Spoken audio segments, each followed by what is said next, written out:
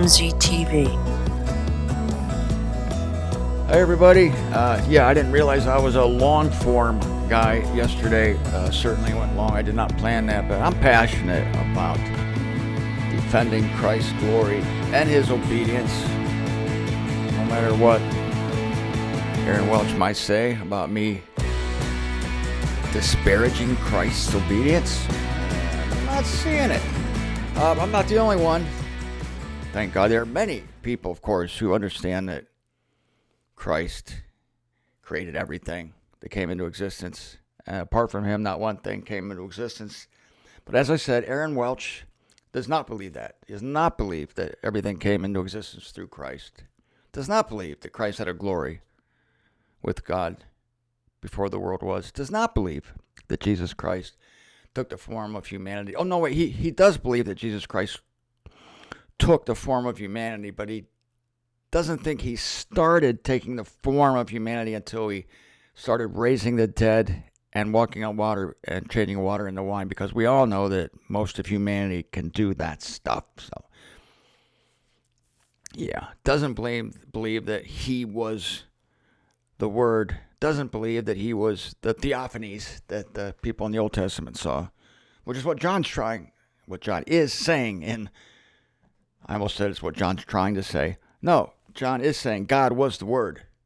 The God of the Hebrew Scriptures, the theophanies that they saw, was the Word, was the expression. It was Jesus Christ. Stephen Janowski is a great brother, smart guy, and he has refuted Aaron Welch's article on this topic, which is so nice to see other people doing this besides me. I love it. Here's his address. It's not too handy. It doesn't quite flow off the tongue, but it's Gerudo King 007, I should say 007.blogspot.blogspot.com. Here it is. I'll write it down here. Gerudo King 007.blogspot.com. Go there, and what you want to do when you get there is on the left, he's written a series on Romans, and he's sent me some of it, and it's really worth you looking at. He's very conversational, good writer, and he's writing like crazy about Romans, and it's just really good. But underneath there, you'll see the beginning of Christ's pre-existence. I like that. In this article, he refutes, point by point, Aaron Welch's contention that Jesus Christ did not create the eons. All things are not through Jesus Christ. Jesus Christ did not have a glory with the Father before the world was. Jesus Christ was not the Word. All these things, if you can believe it. Aaron Welch doesn't believe any of those things, but Stephen Janowski takes him to the woodshed in these articles. So thank you, Stephen. Now, I told you about Jack Stockdale last week, a guy that's trying to imitate Jesus Christ's work. Jack Stockdale is personally trying to overcome sin. He's personally trying to overcome Satan. Was not satisfied with Jesus Christ having done so. So he's trying to do it himself to maybe recreate it or do it better. I don't know. But he's in this life or death struggle, and he's trying to draw other people into it.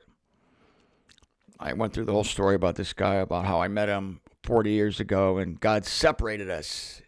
God made me a vessel of honor who just says, oh, Lord, I thank you for justifying such a sinner as me. Whereas he made Jack Stockdale into a vessel of dishonor who says, I thank God I'm not like sinners, and I thank God that I fight my sin, and I fight the devil, and I overcame my propensity to disobedience, and I overcame the ironclad decree that no one is seeking out God, no, not one, because I sought out God. That's why I'm going to heaven and everybody else is going to hell. So that's a vessel of dishonor. He's the pastor of the New Song Church in Reynoldsburg, Ohio. One of our fellow believers, Bill Lenhart, who lives in Ohio, went to this church on Sunday to see. He went there as a spy, to spy out the land, to see if there was any whisper about my shows. I made shows about the officers in this church, about how God's going to kill them during the tribulation because they're heralding lies and they're emissaries of Satan, dressed as messengers of light.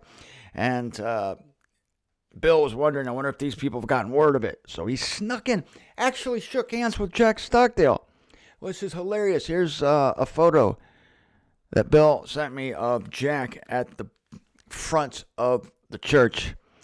I'm paraphrasing Bill now, but he says, yeah, Jack was a nice guy, seems like a happy guy, except for the fact, of course, that he doesn't have a freaking clue about Christ's work. Yeah, other than that, he's a great pastor, and he's leading people into every truth except the one that Jesus Christ is the Savior of the world, and that Jesus Christ battled Satan, and that Jesus Christ battled sin and death, and he overcame it so that we don't have to. He doesn't know that part of it. So he thinks that we have to, like, improve on the cross, redo the cross. I don't know. But along that line, I thought of the sons of Korah. I think it's an interesting analogy to the Jack Stockdale types who are not satisfied, who take issue, actually, with Jesus Christ's death and conquering of sin. Jesus Christ's death and his conquering of Satan must, on some level, though they won't admit it, take issue with it, have a problem with it, don't accept it because they're trying to do it themselves. It reminded me of the sons of Korah who resented Moses. Like, Moses, who are you thinking that you're the chosen of God? We can do what you can do. We don't like it that God chose you. You're obviously not the sharpest tool in the shed.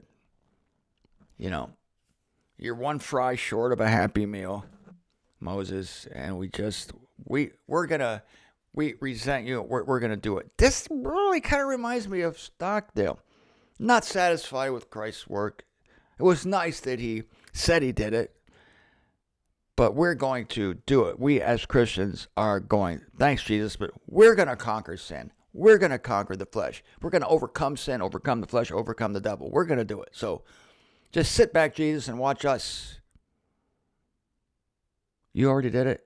Well, yes and no. I mean, it didn't really count, see, Jesus. It didn't count. You just made it possible for us to, do it ourselves. Like you showed us a model of how we can do it. So they say. So I'm going to read you from Numbers chapter 16. Tell me if you don't see this resemblance of these people who are not satisfied with Christ's sacrifice, Christ's work on the cross, and they want to duplicate it. The sons of Korah. I'm in Numbers chapter 16. Korah, son of Izhar, son of Kohath, son of Levi. See, these were also sons of Levi, but not the good sons of Levi. Levi had weird sons. These guys had decent sons. Arose along with Dathan and Abiram, sons of Eliab, and On, son of Peleth, sons of Reuben. They arose before Moses with men from the sons of Israel, 250 princes of the congregation. They called to appointment men of renown. They assembled against Moses. Ladies and gentlemen, it's not a good idea to F with God's chosen people. They assembled against, no matter how ridiculous they look, no matter if they're broadcasting from their car, no matter how unwise, weak, ignoble, and stupid they might be. Don't fuck with God's anointed. Don't do it. It's not a good idea. But see, Moses was such a bumpkin, and he was such a non-personality. He didn't have those leadership skills or the speaking skills, perhaps. No, well, we know he didn't, because when he went to Egypt, he said he stuttered. He couldn't handle talking to Pharaoh, so Aaron did it for him. Went with Aaron.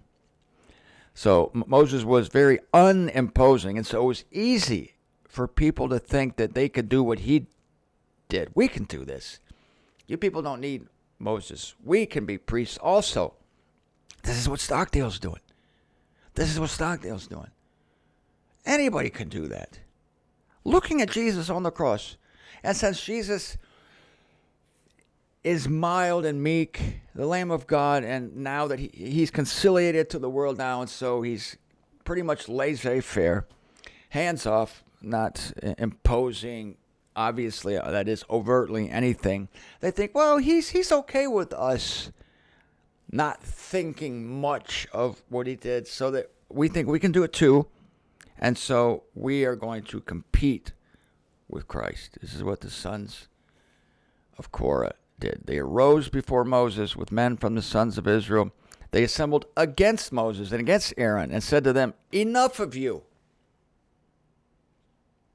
Wow, can you imagine looking at Christ and saying, enough of you? It's like, okay, we've had enough of you. Now it's our turn. Now, we're on the stage now. You did your thing. Yeah, you did something great, but that's in the past. Now it's us. Now, if you don't mind, we're going to do what you did. And because there's a bunch of us, because we're Christians, well, we might do it better. But we're going to impress the hell out of you when we attempt to conquer the devil. When we attempt to overcome sin and the flesh. Enough of you. For the whole congregation, all of them are holy. That is, we're all called. And in their midst is Yahweh. So for what reason are you lifting yourselves up over the assembly of Yahweh? See, Korah accused Moses and Aaron of lifting themselves up, saying that they're something. No, it was God who appointed them. And again, it was so easy to trip here because these men were so unimposing. Just like we, members of the body of Christ, are unopposing, and people don't think twice about coming against it. Like, who are you people? We're the spokespeople of God. 2 Corinthians 5. God is entreating through us. Be conciliated to God. You're the spokespeople of God. See? And this is what Jack Stockdale and other Christians say about Christ. You did this once for all time? No. We're the ones who complete it. See? You didn't really do anything. You just made it possible. This is what they literally believe, as you know.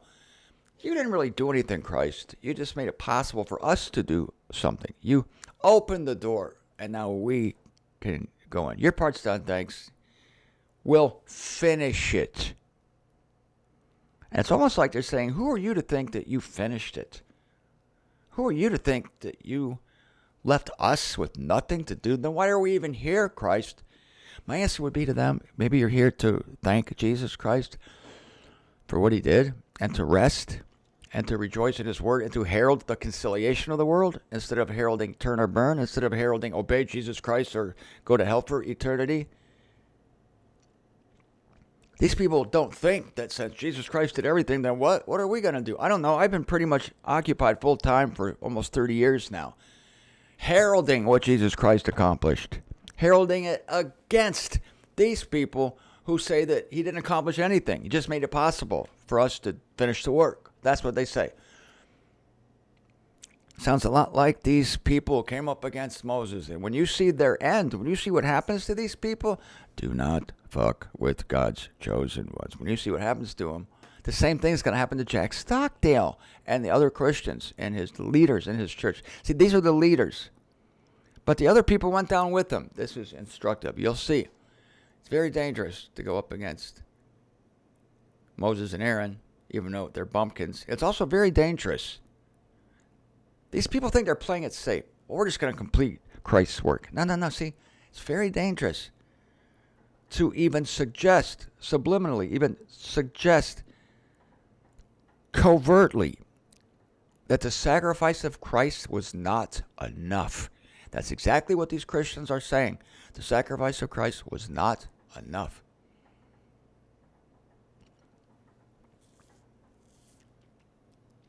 Enough of you.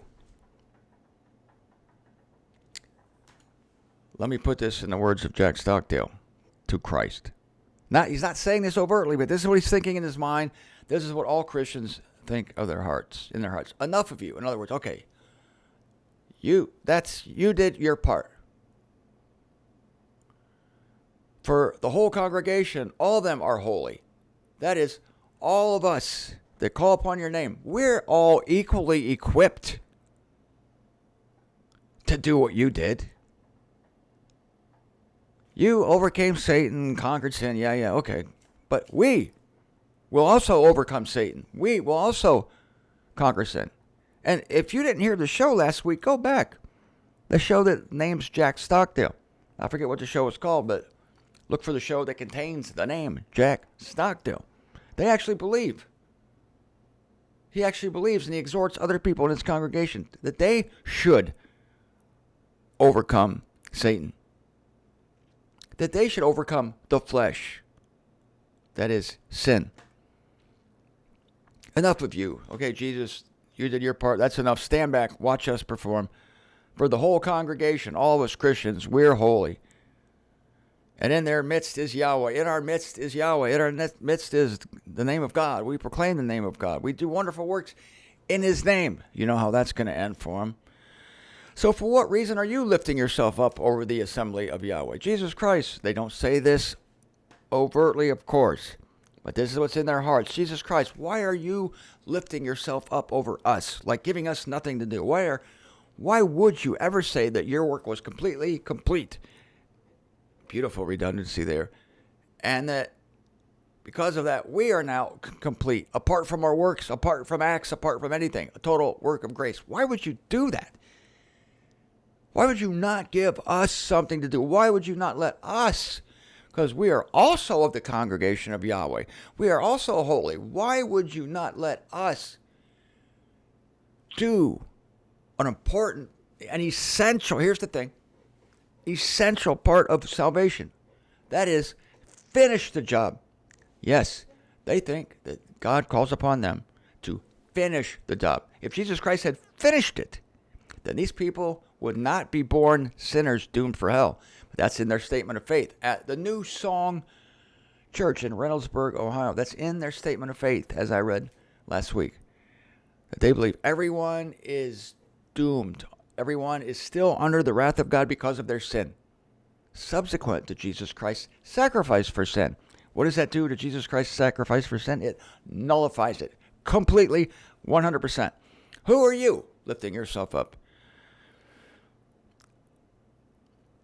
When Moses heard this, he fell on his face. See, when I heard it, I went into my car. When I heard this, Stockdale's telling his people that they're supposed to do what Jesus Christ already did. Moses fell on his face. I went into my car, turned on my microphone. I can't handle this. Then he spoke to Korah and to his whole congregation, saying, in the morning Yahweh shall make known who is his and who is holy, and he will bring him near to him. Whomever he may choose for himself, he shall bring near to him. This do. He's giving him like a contest. Take fire pans. This is one of the pieces in the temple worship system, in the part of the legislature, the operation of the law. Take fire pans. Stay what we're going to do. Take fire pans for yourselves, Korah and his whole congregation. Put fire in them. Place incense on them before Yahweh tomorrow. And it will come to be, the man whom Yahweh shall choose, he is the Holy One. Enough of you, sons of Levi. Enough of you. I don't understand completely what kind of thing Moses had in mind with these fire pans, but that's okay. I don't have to. Verse 8 now. I am in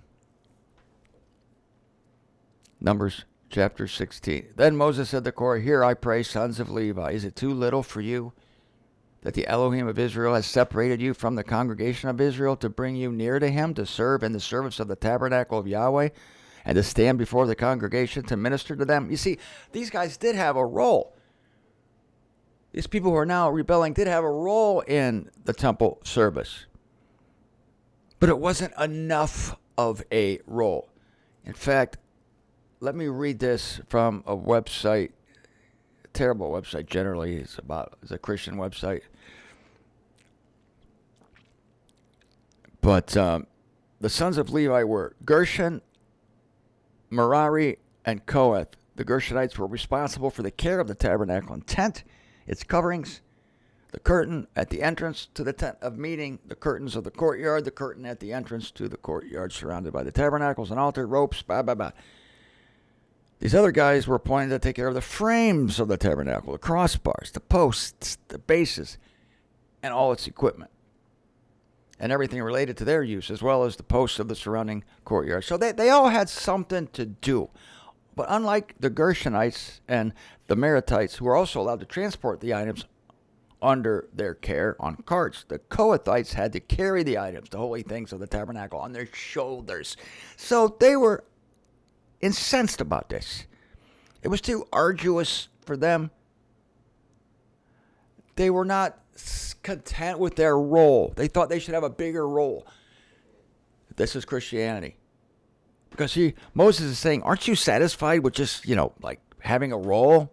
You get to carry stuff. You have to carry it on your shoulder. You're not as important as me and Aaron, whatever. But aren't you satisfied? Well, Christ is saying to these Christians, aren't you satisfied that I'm calling you to take my name, although they take his name in vain? They're Christian. They're believers in name only. They're not actually believers. Isn't it enough that I told you about me? No, it's not enough for them. It's not enough that they're just having something to do with God. No, they need a big role. They need a critical role. They need, startling and pathetic to say, a decisive role, a critical role that actually kicks in their salvation. They want a role that actually makes them saved. They want to save themselves. And so they insist that Jesus Christ only made it possible for them to save themselves. It's not enough for them. This is why, I'll go back to the text. Moses says, is it too little for you that the Elohim of Israel has separated you from the congregation of Israel to bring you near to him, to serve in the service, to stand before the congregation, to minister to them, to the congregation? He brought you near, and all your brothers, the sons of Levi, with you. Yet now you seek even the priesthood? That's a quote. Love this quote. Verse 10, now you seek even the priesthood? Like, it's not enough, Christians, Jack Stockdale.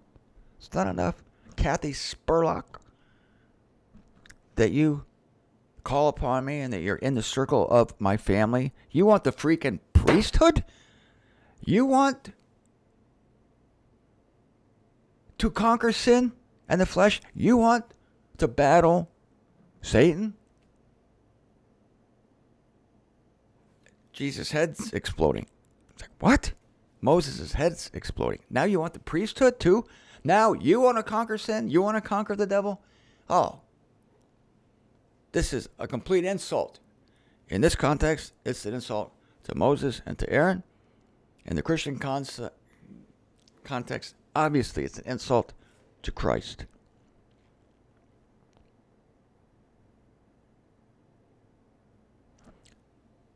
Now you seek the priesthood? Now you want to pretend that what Christ did wasn't sufficient and try to do it yourself? Wherefore you and all your congregation are set against Yahweh. They didn't believe that, I'm sure, when Moses told them that. You're actually set against Yahweh. You don't understand that. I would say to Jack Stockdale, you're actually setting yourself against Christ. You're an enemy of Christ. You're an enemy of the cross of Christ. You would never believe it in a million years, but that's what he is. And our friend, Bill, shook hands on Sunday with an enemy of the cross of Christ. Shake hands with him now, because he's not going to be around much longer. Wherefore you and all your congregation are set against Yahweh. As for Aaron, what is he that you are grumbling against him? Like, Aaron was a nobody, but God had appointed him. It's the appointment of God that counts. Moses sent to call Dathan and Abiram, sons of Eliab. Yet they said, we shall not come up. It's a little thing that you brought us up from the land gushing with milk and honey to put us to death in the wilderness. In other words, what you did, Moses, from the time of leaving Egypt till now, it's like, it's a little thing. It's nothing. It doesn't really count for much. Big deal. They're belittling what Moses did. Stockdale's doing the same thing. It's belittling what Christ did. Belittling it. So you went to the cross And you took on sin and you took on Satan, but it's just a little thing because it's not complete. You didn't really save anybody. You didn't save anybody at all. Otherwise, nobody would be born under God's wrath for their sin if you had done anything about sin. You see, I believe that Christ did do something about sin. He took it away. He took the old humanity away. And I believe that no one is born under the wrath of God for their sin. In fact, everyone is born conciliated to God because of what Jesus Christ did, because it was complete. And Jesus Christ did it 2,000 years before they were born. So everybody that's born now is conciliated to God. It takes religion to screw that up. Send your kid to Bible camp. Send your kid to church. Why? You're going to screw up everything. They're going to get all this crap in their head. And they're going to turn into the sons of Korah.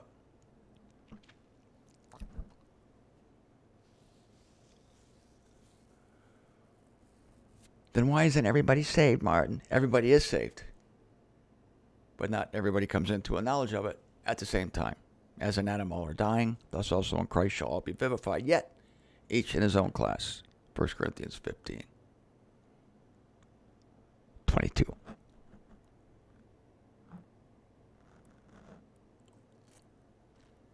Moses' anger grew exceedingly hot.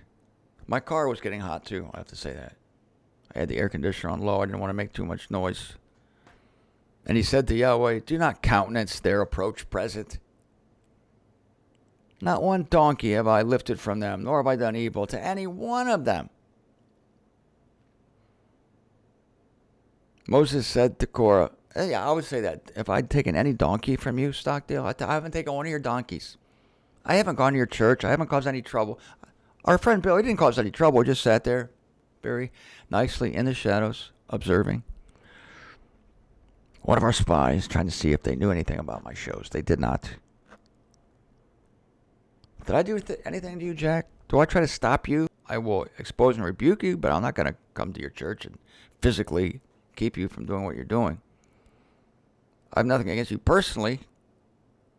You're just a false teacher. And you're an enemy of the cross, and God's going to kill you, and all that. So, Moses said to Korah, you and your whole congregation come before Yahweh, you and they and Aaron tomorrow. And he goes on with his fire pan thing. Moses is obsessed with these fire pans. I don't understand why, but anyway.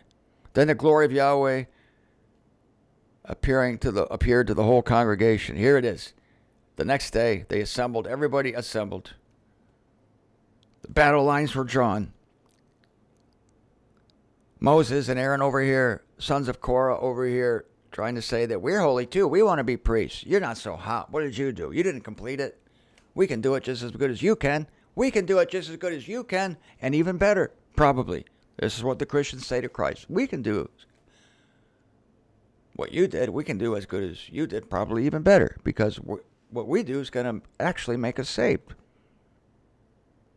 Our contribution is what saves. Jesus plus nothing equals nothing. Jesus plus our faith equals everything, i.e. salvation. What's the most important part of that equation then? Our faith.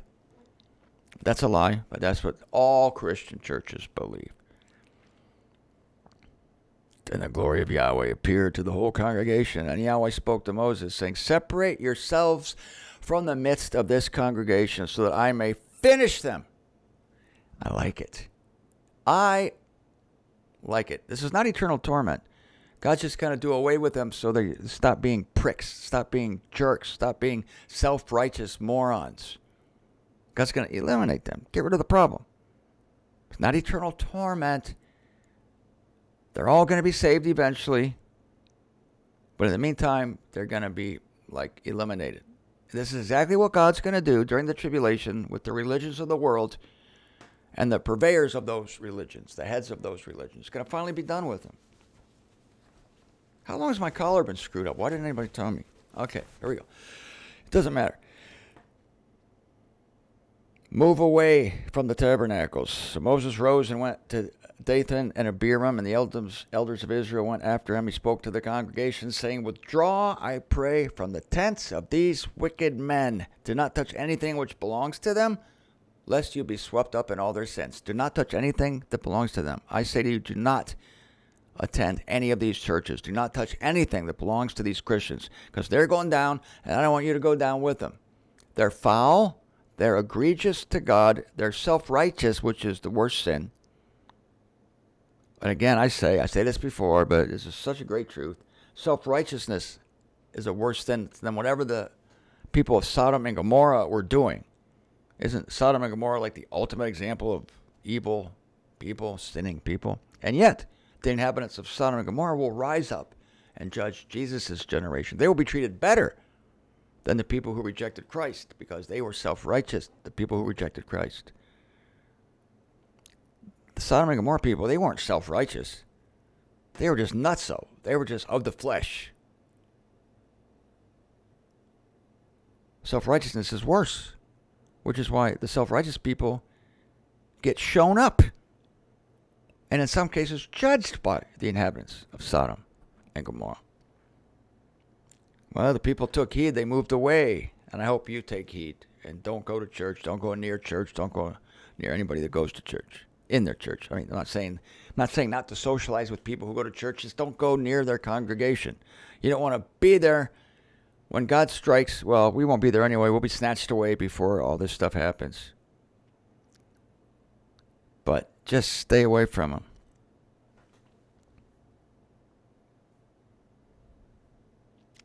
So Moses does this thing. Here's the fun part. Concerning those who opposed Moses, Moses says, "By this shall you know that Yahweh, He has set me to perform all these deeds, that they are not from my own heart. I didn't set myself up. I told you that last week when I talked about vessels of honor and dishonor. I didn't make myself a vessel of honor. God appointed me. I didn't do this. This is exactly what Moses is saying here. By this you shall know that Yahweh, He has sent me to perform all these deeds. God has sent me to make this show, to herald the success of the cross, the completeness of the cross, to herald the grace of God in the present era, to defend the evangel of the grace of God, to keep all things foreign from it. God is the one that sent me to perform all these deeds. They're not from my own heart. I wanted to be a professional pool player when I grew up." Then Moses said, "Should these die the common death of all humanity, and should the visitation of all humanity be visited upon them, then Yahweh has not sent me. Yet," here's the other option, people.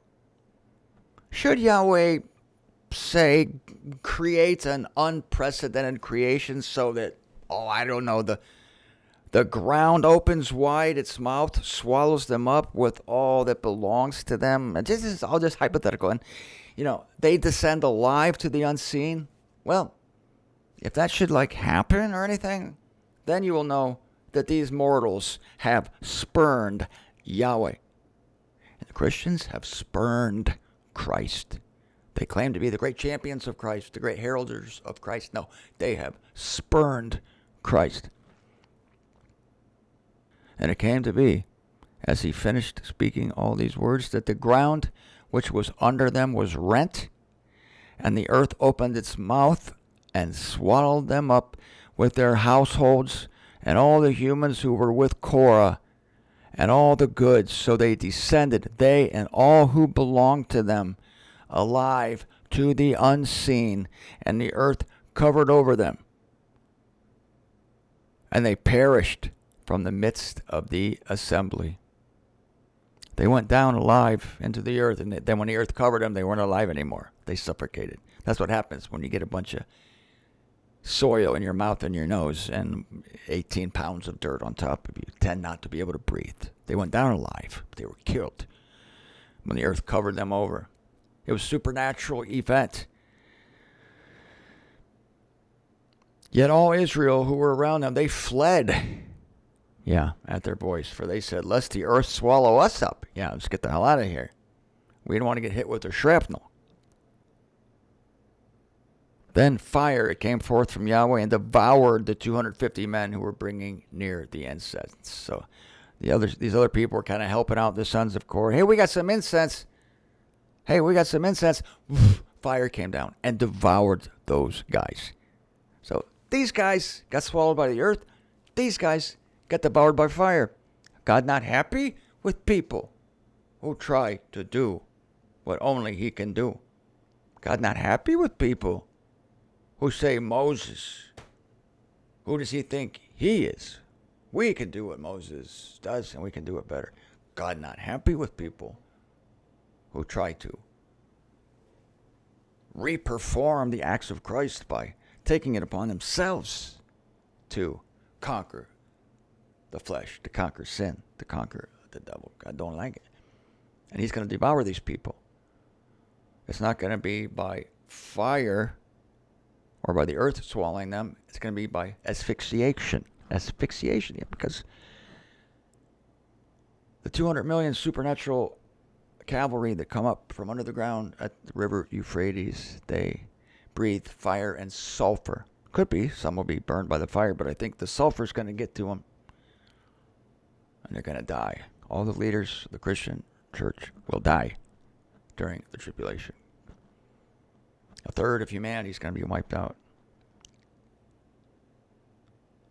And God's first and foremost desire and wish when he begins to bring his judgment to the earth is to rid the world of its Christless Christianity.